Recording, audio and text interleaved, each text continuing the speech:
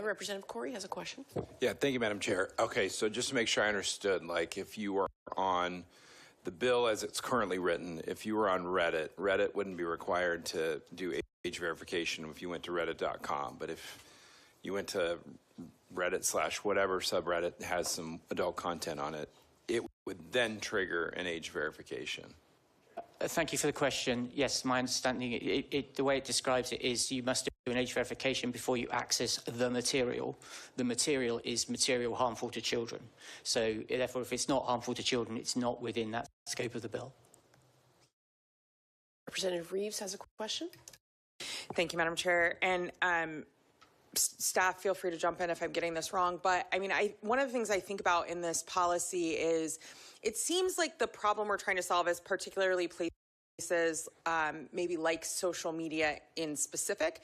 But I'm also thinking about the fact that my children are engaging in online gaming platforms where adults are participating and providing sexually explicit content that maybe that gaming platform hasn't quite caught up with how users are now using their platform to expose children to those products or to those materials. I'm also thinking about things like, and I know Representative Ryu has been doing yeoman's work in the AI space, but I'm thinking about how we consistently hear with ChatGPT, it's not intended to be, and I probably shouldn't call them out, large language model platforms that children are potentially accessing for schoolwork or other things, but then potentially falling into adult content or themes that we as parents may not know are being attributed to these platforms. And so I think to Representative Corey's point, I guess I'm trying to understand maybe if you have recommendations on the scope of this bill being very, very narrowly tailored to commercial platforms that provide adult sexually explicit content versus broadening the scope of the bill to address commercial platforms where sexual content could be supplied. Thank you. That's a very good question. This bill follows the Texas model, which is the one which went before the Supreme Court in Free Speech Coalition versus Paxton, has been found to be constitutional, and I would imagine the sponsor is, trying to start with the low-hanging fruit, as it were. And frankly, I don't think age verification for pornography is that controversial anymore. Just about half US states already have that requirement, and I imagine most will catch up over the course of the coming year. Now we've got that Supreme Court decision.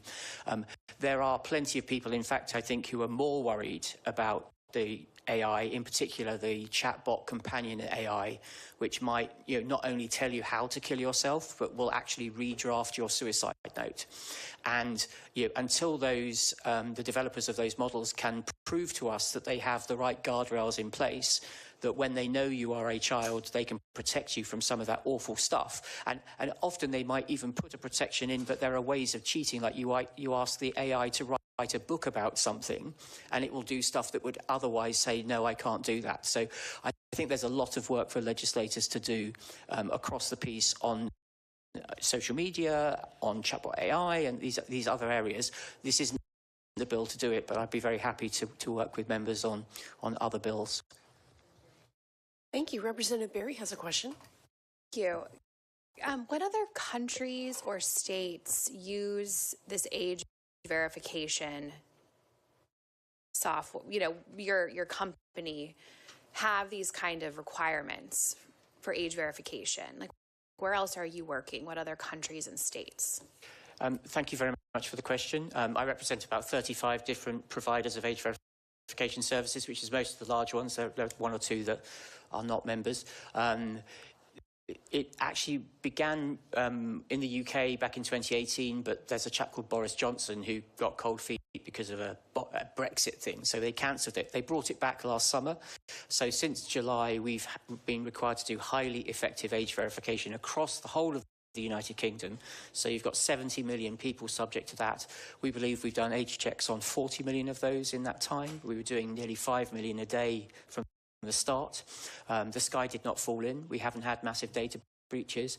You may have heard a couple of stories about data breaches. Where those have happened, they've actually been where platforms like Discord have just been using their customer services tech solution and just keeping a load of data on there, which they shouldn't have been doing. If they were using proper age verification systems, then the point made earlier by the sponsor, we always delete the data immediately. But this is now required across Europe under the Digital Services Act. From March, it'll be required in Australia, and then there are 25 US states that are requiring age verification now already. Thank you. Representative Santos has a question.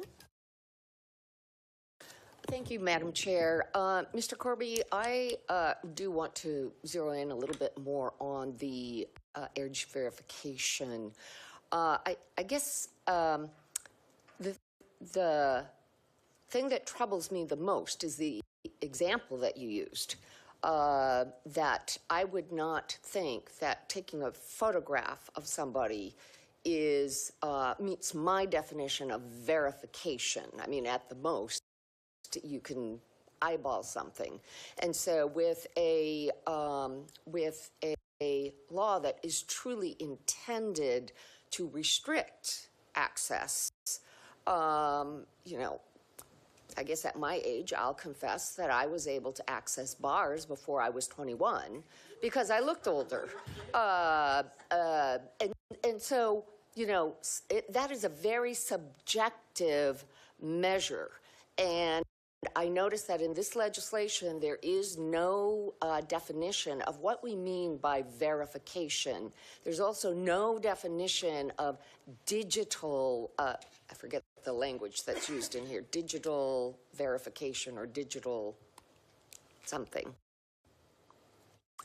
Digital identification. So the example you used of uploading a photograph does not assure me of the accuracy of the methods that are listed in here. So would you please give us some language to work with that would tighten that up? Thank you, Representative, for that important question. It's a good challenge. I would say no technology is 100% perfect. So even if I was reading your passport, you know, the technology can get that wrong. In fact, we did a major trial paid for by the Australian government. They had an independent auditor do a trial of age assurance technology, and that presented the different levels of accuracy across the different methods, both estimation and verification. And you know, most of them are 97, 98, 99% accurate, but nothing was 100% perfect. When you're doing this, it is a balance between convenience and accuracy. So if you want to try and achieve 100%, there are lots of things we can do to get to that level, but it becomes then quite burdensome on adults who are just exercising their free speech rights to access what is for adults protected speech, for them to jump through those hoops. So there is a degree of pragmatism involved here. I can reassure you that the age estimation, the facial age estimation technology is incredibly good. And the best in class would have a mean average error of 1.2 years from the real age. But we would never use that to check for somebody who's just turned 18. You would always have what we call a buffer age. So you would say, do you look over 25, for example? And then we can test, and we know statistically that if we ask that question, do you appear to be over 25, there'd be less than a 0.1% chance that you're in fact under 18. Representative Santos, follow-up. Thank you, Madam Chair. I'm afraid that your response has not been as reassuring as I hoped it would be. Again, if the intention of this is, sure, it would be great if we could get 100%. That's not what I'm aiming for. I am asking for language that tightens it up, that shows there is some measure of assurance. So subjectivity or reliance on software where we know that there is deep internal flaws, particularly when they are assessing characteristics of people of color. That, to me, is an issue, without, I mean, again, using a passport, okay, if somebody's going to forge a passport, they've gone through a lot of trouble to forge a passport or a driver's license or whatever. But I'm really focused on the anecdote that you used and how in the future some providers may rely on that to say, this is an acceptable way of age identification, where I think it is very iffy at best. And so I'm asking for some help in tightening that up so it's not so subjective and certainly not reliant on software that I think we know has embedded in it the same human biases of the people who have created it. Thank you. I would, I think probably I would, and excuse me, sort of championing the UK with the accent that I use, but the Ofcom, the UK's regulator, I think has come closest to getting this right. So they require what they've defined as highly effective age assurance. And then as an industry, we've said what we mean by that is you must be 95% effective at preventing people 1 or 2 years below the legal age of getting through that barrier. And that's then technology agnostic. It can be whether you're using a selfie or a piece of ID, however you want to do it, but it must be tested and proven that it will always achieve that 95%. And when, by the way, when we do those audits, we do also test for any bias. You're absolutely right to point out some of the issues with darker skin tones. Partially, that's a training data issue with the algorithms. If you don't use a lot of data from a diverse population, then it won't be as good. This was a particular problem with identification software in the early days, which is where a lot of these stories and concerns come from, that they're not actually arising from age verification. But there is a physics issue here, which is that white skin reflects light better than dark skin, so you get less data. Now, modern cameras are improving that. So the camera on your cell phone now is an incredible piece of equipment, and that has actually removed that issue as well. So we now but the training data's been lags behind that. So there is some bias, but we test for that. We make sure it's within normal, acceptable boundaries. And as I said, the easiest way to take that out of the picture is to have a standard which says, we are going to guarantee 95% of kids don't get through this test. You might want to make that 99%. That's a matter for you. Thank you. Representative Ryu has a question. Thank you, Madam Chair. If I may ask two again, or more, I guess, maybe. So far, it's been about screening out, and good to hear you can set it up as 95% or better, which is great. How about the other way of, you've been screened out, but you want to opt in because you are over that, whatever the age is? What's the work around that, and is there a way to put that into our law, into the language? And then the second is, what if the user wants to borrow somebody's, somebody's app or device? I mean, I can date myself that it used to be magazines that I saw other people try to steal to read them. And so how do you, can you just explain very plainly as to how, when it's a user that's not been verified that's trying to use or access inappropriate content? Thank you for both those questions. I'll start with the first one, which is what happens if you're in what we might call the buffer age. So say you're 20. We haven't passed you using a facial age estimation or a voice or other methods. We can also do it with EKG, and we can do it with how you move your fingers on the camera as well. There's lots of very clever ways of doing this estimation. But you didn't pass, but you're legally allowed to access. So you would then have to go to a verification method. So we'd ask you to share your email address, your cell phone, or to take a picture of your ID. By the way, we can do that whole process on the device, so the data never leaves the palm of your hand. That is one of the latest available technologies. So you just have to do that second step. Then on the question of borrowing somebody else's face, so I'm a kid and I just go and get my mum, sorry, Marianne, I'll use as that example, and say, can I borrow you? Can I just take this photo? That's always going to happen. And there are issues with shared devices, hand-me-down devices. This is one of the problems when others suggest we should do the age check to the device. That's not checking the age of the user. Now, you can again prevent that. It's part of this trade-off between convenience and accuracy, because we could ask for regular checks when I'm not with my friend who's older and I'm on my own, and then I can't pass the test the next time. So you might want to say, we're going to check every month it's the right person still using that device. And some of our latest technology is around interoperable tokenized solutions, where you do an age check once and then you have a token on the device which allows you to use that same check on any other website without doing the whole process again. But there is an authentication built into that to double check it's still the same person using the device. Representative Reeves has a question. Thank you, Madam Chair. Let me start by saying we're going to hear from folks who are opposed to this concept in general. I get it. As a mom of 2 kids, I want to find the right balance to protecting my children first and foremost, while respecting constitutional rights. So in that vein, one of the questions that I have on the adult side of this dialogue is, how do I ensure that you potentially as a third-party vendor who, as you're talking about capturing facial recognition data as age verification, how do I know that you're not building a database of users in this space? And then how do I know that if you are building that database, because you're going to have to retain this data for some period of time as you talk about tokens and other things, right?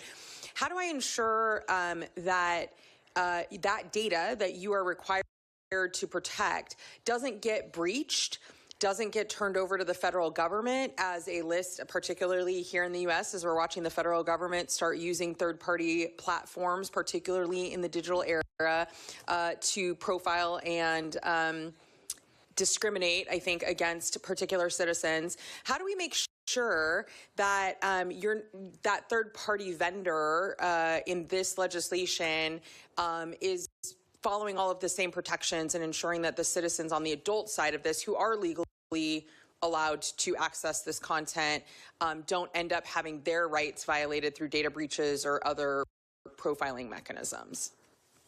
Thank you. They're excellent questions. First of all, I do feel sorry for parents, because we've asked them for the last 20 years to use parental controls and to become experts in all the different platforms and so on that their kids use in order to protect their kids from harm. And we've seen that kids have not been protected from harm. So that's why I think people are increasingly saying, no, we've got to put the responsibility on the platforms, on the publishers.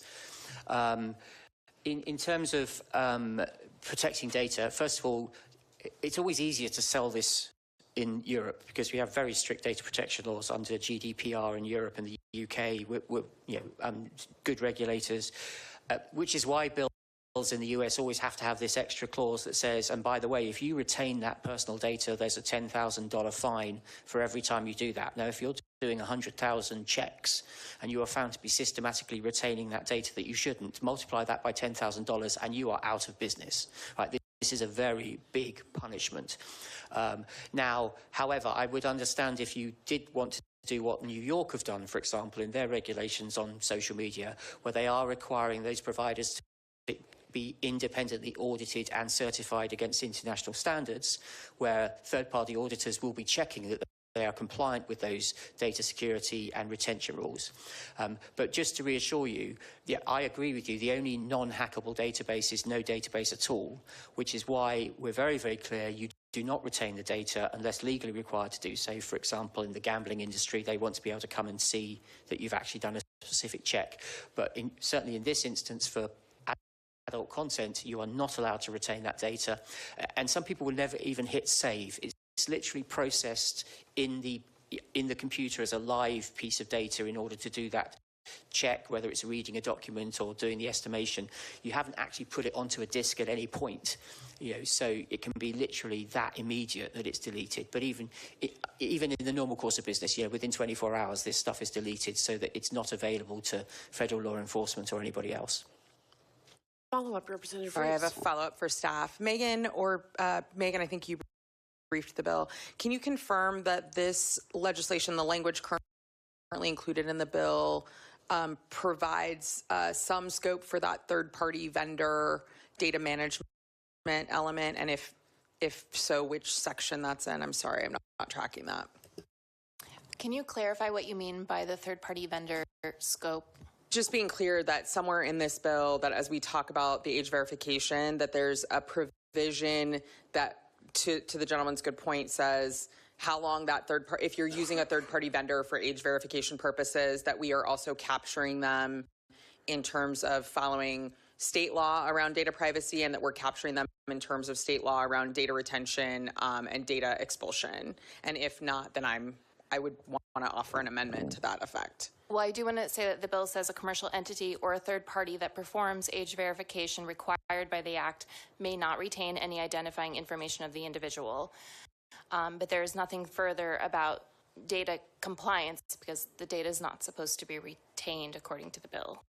Does that answer your question? It does, thank you. Any other questions for Mr. Corby? I had a feeling we might have a robust conversation with him. Representative Santos. Yes, thank you, Madam Chair. Mr. Corby, one of the things that you indicated in your testimony is that this bill is very much modeled on Texas legislation that was considered by the Supreme Court. And therefore, the language that you're using here is intended to be compliant with the ruling of the Supreme Court. So my question really is this. I mean, I'm still thinking of the earlier testimony. We know that our children, our youth are far more familiar and agile in this space than we are. And I guess I am scratching my head as to why this bill is so narrowly drawn only to sexual material. I mean, in my own sort of perspective, I see a lot of violent material that is also leading to the dark places that we heard from our mother. And oftentimes it's the juxtaposition of both. Am I to understand that the reason that we're only focusing on sexual material is because that was what the focus of the Texas legislation was? Thank you. I can't speak to the motivation of the people who put forward this particular bill. I first saw the text maybe 2 weeks ago. I've not been responsible for writing the bill in any way. But obviously, your founding fathers took a particularly strong view on free speech. And the Supreme Court has created exemptions, first of all, for obscene content. And then there's a test for that, which is known as the Miller test. And then more recently around this content harmful to children or sexual content harmful to children. I'm not a lawyer, nor an American lawyer, and I wouldn't go any further in terms of my advice to you on how to deal with that. But bump it to staff. Megan, is this legislation, or let me reverse that, is the Texas legislation narrowly drawn to sexual material? Okay. Yes. Thank you.